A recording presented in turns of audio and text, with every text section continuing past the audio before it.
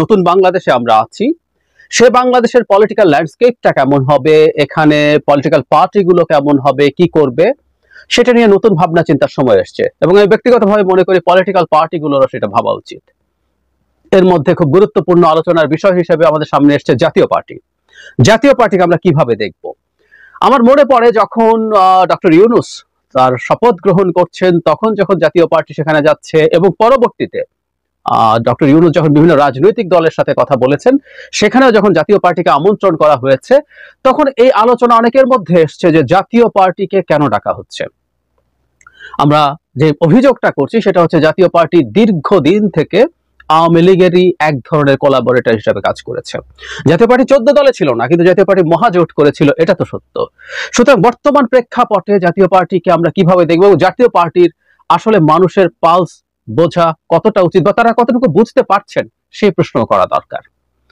আমরা খেয়াল করেছি হয়তো গতকাল জনাব জিএম কাদের একটা সংবাদ সম্মেলন করেছেন, যেখানে তিনি বেশ কিছু কথা বলেছেন তার দলকে ডিফেন্ড করতে গিয়ে। উনি এস্টাবলিশ করতে চেয়েছেন আওয়ামী লীগ স্বৈরাচারের অংশ তারা আসলে নন, তারা জনগণের পক্ষেই ছিলেন, জনগণের পক্ষেই কাজ করতে চেষ্টা করেছেন। আমরা কি তার কথায় কনভিন্সড? আমার ব্যক্তিগত মতামত হচ্ছে না, উনি যথেষ্ট কনভিন্সিং কথাবার্তা বলেননি। এবং বাংলাদেশের রাজনৈতিক দলগুলোর এক ধরনের চর্চা আছে যে আমার কোনো ভুল কখনো ছিল না, উনি মোটা দাগে সেটাই করতে চেয়েছেন। রাদার উনি কি করলে ভালো হতো, কি করলে ভালো হয়, আমি আমার ভিডিওর শেষ দিকে সেটা নিয়ে কথা বলবো।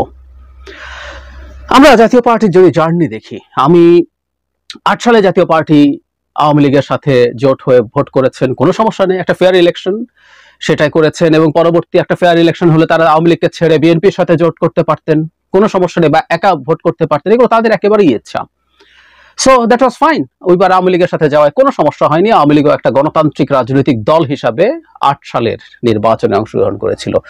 14 সালে জাতীয় পার্টি আমি মনে করি খুব গুরুত্বপূর্ণ এবং আমার বিবেচনায় একটা ঐতিহাসিক রোল প্লে করেছিল ইন জেনারেল। যদিও জাতীয় পার্টিকে শেষ পর্যন্ত সরকারের সাথে কোলাবোরেট করতে দেখেছি, সেটা অবশ্য ভিন্ন প্রেক্ষাপট, জনাব জিএম কাদের রাইটলি এটা ব্যাখ্যা করেছেন। এবং 14 সালে আমি জনাব এরশাদের একটা রোলকে আমি আমাদের ইতিহাসে ঐতিহাসিক বলে মনে করি। তার প্রচুর ভুল আছে, অপরাধ আছে এই দেশকে শাসন করার ক্ষেত্রে, কিন্তু সেবার তিনি, আমাদের মনে থাকার কথা 14 সালে যে সুজাতা সিং এসে তার সাথে বসেছিল এবং তাকে চাপ দিয়েছিল নির্বাচনে যাওয়ার জন্য, সেটা উনি আমাদেরকে প্রকাশ্যে বলে দিয়েছেন। এরপর জনাব এরশাদকে তুলে নিয়ে যাওয়া এবং রওশন এরশাদ, আমাদের, আমি ব্যক্তিগতভাবে মনে করি আমাদের এই সময়কার সবচেয়ে বড় কালপ্রিট হচ্ছেন বেগম রওশন এরশাদ। মানে উনি কতটুকু সুস্থ আছেন, মৃতপ্রায় অবস্থায় 24 সালে এসে উনি নানান রকম খেলা খেলতে চেষ্টা করেছিলেন। যাই হোক, তখনও রওশন এরশাদের নেতৃত্বে একটা দল, একটা গ্রুপ নির্বাচনে যায় এবং জনাব জিএম কাদের সেই নির্বাচনে যাননি। উনি যদিও উনি তখন মন্ত্রী ছিলেন, এমপিও হননি। সো ওনার নিজস্ব রোলটা ওখানে আমরা প্রশংসা করব। সো 14 সালকে আমরা এভাবে ছাড় দিতে পারি এবং তার রোলটাকে, যেহেতু জাতীয় পার্টি সেন্ট্রালি এটা করতে চায় নাই, তারপরও যেহেতু জাতীয় পার্টি দল হিসাবে গেছে এবং জাতীয় পার্টিতে আসলে কতগুলো, মানে যারা জাতীয় পার্টি করেন, মানে একটা এমপিত্ব হলো তাদের জীবনের শেষ কথা, এরা আদতে রাজনৈতিক দল কিনা সেই প্রশ্ন করব। কিন্তু মূল নেতৃত্বটা সেই সময় অন্তত নির্বাচনে যেতে চায়নি। That is good. 18 সালে যে রাতের ভোটের নির্বাচন হয়েছে, সেটাকেও জনাব জিএম কাদের সাফাই গিয়েছেন যে ওই নির্বাচনে তো বিএনপিও গিয়েছিল। আমি ওনার সাথে একটা জায়গায় সিরিয়াসলি দ্বিমত করি। আমি জাতীয় পার্টির কারো মুখ থেকে আজ পর্যন্ত, অন্তত যারা পার্লামেন্টে গেছেন বা সর্বোচ্চ নেতা কারো মুখ থেকে বলতে শুনিনি যেদিন রাতের ভোট হয়েছে। এমনকি বিএনপি যে পার্লামেন্টে গেল, আমি ব্যক্তিগতভাবে এই পার্লামেন্টে যাওয়াকে স্ট্রংলি কন্ডেম করেছি বহুবার, এবং এটা গিয়ে তারা কিছুটা হলেও বৈধতা দিয়েছে। যদি বৈধতা নাই, বিএনপি গেলেও কিছু আসে যায় না। বিএনপি এই দেশের একমাত্র মালিক না, আমরাও মালিক। ওখানে কি ঘটেছে আমরা দেখেছি।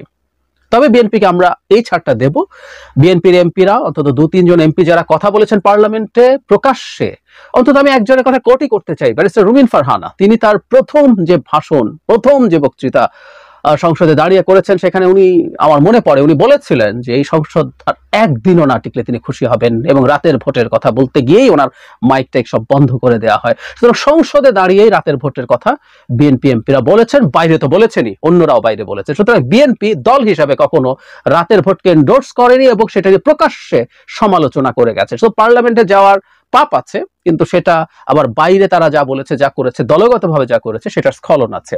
কিন্তু জনাব জি এম কাদের সেটা করেননি। আমি জনাব জি এম কাদের বা জাতীয় পার্টিকে স্মরণ করিয়ে দিতে চাই, 18-র যে রাতের ভোটে নির্বাচন হয়েছে, সরকারি জোটের অন্তত একটা দল, সেটা হচ্ছে বাংলাদেশ জাসদ, শরীফ নুরুল আম্বিয়া এবং নাজমুল হক প্রধান যেটা নেতৃত্ব দিচ্ছেন, তারা জাসদ থেকে ভেঙে আসার পর তারা পার্টিগতভাবে রেজলিউশন নিয়েছেন যে রাতে ভোট হয়েছে এবং এই ভোটটাকে তারা একসেপ্ট করেননি। সুতরাং ভোট যেটা হয়েছে এটার কোনো কন্ডেম, মূল সংকটটার কন্ডেম জাতীয় পার্টি থেকে কখনো হয়নি। সুতরাং জাতীয় পার্টি এটা মেনে নিয়েছেন, অন্তত সরকারকে এই ব্যাপারে সিরিয়াস ছাড় দিয়েছেন, এটা আমরা বলতেই পারি। যদিও জনাব কাদের বলছেন যে সংসদে তারা দুর্নীতি সহ নানান ইস্যুতে কথা বলেছেন, হ্যাঁ, তাদের কয়েকজন এমপিকে আমরা এ ধরনের কথা বলতে শুনেছি, কিন্তু বাংলাদেশের মূল সংকট আসলে দুর্নীতি বা এসব না। মূল সংকটের যে সেটা হচ্ছে অবৈধভাবে ক্ষমতায় থাকা, এবং সেটার কারণে বাকিগুলো আসলে উপসর্গ। রোগ কিন্তু ওটা না। বাংলাদেশে দুর্নীতি কোনো রোগ না, বাংলাদেশে দুঃশাসন নিপীড়ন কোনো রোগ না। বাংলাদেশের রোগ হচ্ছে অবৈধভাবে একটা দল ক্ষমতা টিকিয়ে রাখতে চাইছে। ওই রোগেরই উপসর্গ হিসাবে বিরোধীদের দমন পীড়ন, মানবাধিকার হরণ, বাকস্বাধীনতা হরণ, দুর্নীতি, নানা কিছু, অলিগার্কি, ক্রিপ্টোক্রাসি, সবকিছু আসলে ওটারই উপসর্গ। সো মূল কারণ নিয়ে জাতীয় পার্টিকে আমি কোনোদিন কথা বলতে দেখিনি। এই দায়টা তাদের সিরিয়াসলি আছে। 24-এ যখন সবাই নির্বাচন বয়কট করছে, সরকার দলীয় যারা আছে তারা, তাদের 14 দলীয় জোট তো আছেই, জাতীয় পার্টি তার মহাজোটের অংশ ছিল। এবার তারা মহাজোট না, তারা মহাজোটের অংশ না, কিন্তু তারা আওয়ামী লীগের ছাড় চাইছেন, আওয়ামী লীগের ছাড় চাইছেন, এবং সেই ছাড় চাইছেন যাতে তাদেরকে অনেকগুলো, তারা সংখ্যাটা 40-50 চেয়েছেন, শেষ পর্যন্ত আমি যতদূর মনে করতে পারি 26 বা 27টাতে ছাড় দেওয়া হয়েছে। এবং কেউ কেউ, যেন মুজিবুল হক চুন্নু, তার পোস্টারে শেখ হাসিনার ছবি ছিল। মানে উনি কতটাই, ওনার শেখ হাসিনার ছবি, ওটা তো ওনারা এবার মহাজোট ছিলেন না, কিন্তু সেই পোস্টার ছাপানো হয়েছে, সেই পোস্টার লাগানো হয়েছে। তারা এতটাই চেয়েছেন নির্বাচিত হয়ে আসতে। সো জনাব চুন্নু যখন নতুন সরকারের সাথেও দারুণভাবে আলোচনার মধ্যে থাকেন, জনগণের মধ্যে প্রশ্ন আসবে। জনাব জি এম কাদের খুব ক্লিয়ারলি বলেছেন যে তাদের উপরে চাপ তৈরি হয়েছে, গলায় দড়ি দেওয়া হয়েছে, এবং এই নির্বাচনের সময়ও তাদেরকে রীতিমতো চাপ তৈরি করে তাদের অফিসে গোয়েন্দা এবং পুলিশ গিয়ে চাপ দিয়ে করেছে। আমার মনে পড়ে মনোনয়নপত্র মানে সাবমিশন বা প্রত্যাহারের শেষ দিন, সাবমিশন না, প্রত্যাহারের যে শেষ দিন ছিল, সেদিন অনেক পুলিশ গিয়ে এবং গোয়েন্দা সংস্থার লোক গিয়ে পার্টির অফিসে হাজির ছিল। কিন্তু আমি দুঃখিত, এটা এই জন্য না যে জাতীয় পার্টি নির্বাচন থেকে সরে আসতে চেয়েছে। জাতীয় পার্টিকে আসলে চাপ দেওয়া হয়েছিল, কারণ জাতীয় পার্টি চেয়েছিল সিট আরো বেশি পাক, কিন্তু আওয়ামী লীগ ছাড় কম দিতে চেয়েছিল, এবং এই চাপটা জাতীয় পার্টি আওয়ামী লীগকে দিচ্ছিল যে আমাকে যদি ওই সিটগুলো দেয়া না হয়, ওই পরিমাণ সিট দেয়া না হয়, তাহলে আমি বেরিয়ে আসবো। তার মানে নির্বাচনে যাওয়ার ক্ষেত্রে নীতিগত সিদ্ধান্তে জাতীয় পার্টির কোনো দ্বিমত ছিল না, ওটা একটা বার্গেনিং ছিল। তখন তাদেরকে গোয়েন্দা সংস্থা দিয়ে বা পুলিশ দিয়ে চাপ দেওয়া হয়েছে, সেটা ডিফারেন্ট ডিসকাশন। সুতরাং ওখানেও যে জাতীয় পার্টি নির্বাচনে যেতে চায়নি, এই কথাটা ঠিক না। নির্বাচনে যেতে চেয়েছে, আওয়ামী লীগের ছাড় দিয়ে সংসদে আসতে চেয়েছে। জাতীয় পার্টি কি রাজনীতি করবে এটা জাতীয় পার্টির ব্যাপার, জনাব জি এম কাদের বলেছেন, আমি একমত। কিন্তু আমাদেরও এই সমাজে আলোচনা করার অধিকার আছে যে জাতীয় পার্টি আদতে রাজনীতি করছে কিনা। শেখ হাসিনা কি রাজনীতি করেছেন? শেখ হাসিনা কি রাজনীতি করার ক্ষমতায় থেকেছেন? No, that's the main problem. In fact একটা মাফিয়া তার ক্ষমতা টিকিয়ে রাখার জন্য যা তা করাকে রাজনীতি বলে না, এবং ওটার সহযোগী সামহাউ যারা যারা হয়েছেন, ইচ্ছায় অনিচ্ছাটা ছাড় দিলাম, ইচ্ছাই হয়েছেন অনেক। আমি জি এম কাদের, জনাব জি এম কাদের প্রবলেমটা বুঝিও। আমি জাতীয় পার্টির একাধিক গুরুত্বপূর্ণ নেতার মুখে শুনেছি, যাদের সাথে আমি টকশো করেছি, যে ওনারা নিজেরাও মনে করেন না জাতীয় পার্টি আদতে কোনো পলিটিক্যাল পার্টি। ওর মধ্যে কিছু লোক আছে, তারা যে কোনো ভাবেই চায় এমপি টেমপি হতে, পারলে মন্ত্রী হতে।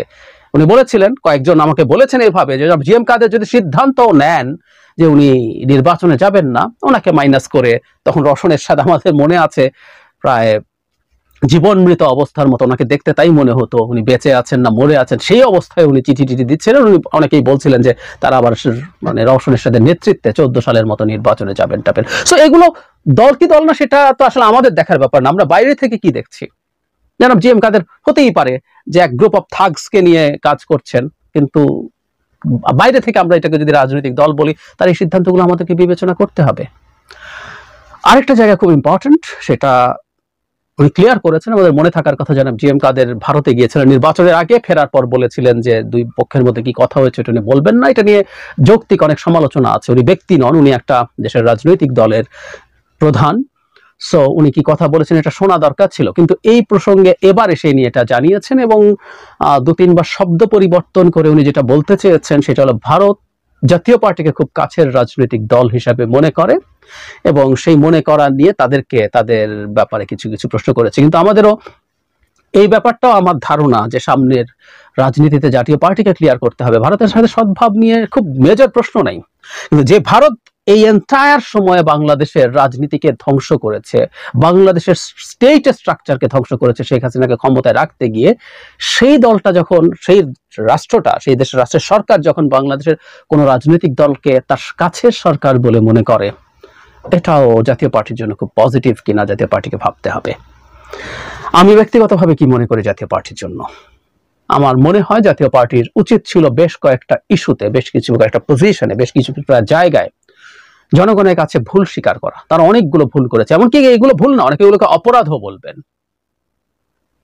It's a serious business. Sheikh Hasina যা করেছেন তার সাথে সামহাও তাকে স্ট্রেংথেন করার জন্য যদি কিছু করা হয়ে থাকে সেটা ভুলও না, হয়তো অপরাধও। সো এগুলোর ব্যাপারে তাদের ভুল স্বীকার করা, অপরাধ স্বীকার করা, ক্ষমা চাওয়া দরকার ছিল। এবং বাংলাদেশে ভারত যা যা করেছে সেই ব্যাপারে তাদের অবস্থান পরিষ্কার করা দরকার। কিন্তু ভারত এই কয়েক মাস আগেও যদি তাদের খুব কাছের মনে করে, তারা এখন ভারতকে কি মনে করছেন? এই কয়েক মাস আগেও কি ভারতের বাংলাদেশের ভূমিকা জাতীয় পার্টি জানতো না? জানতো।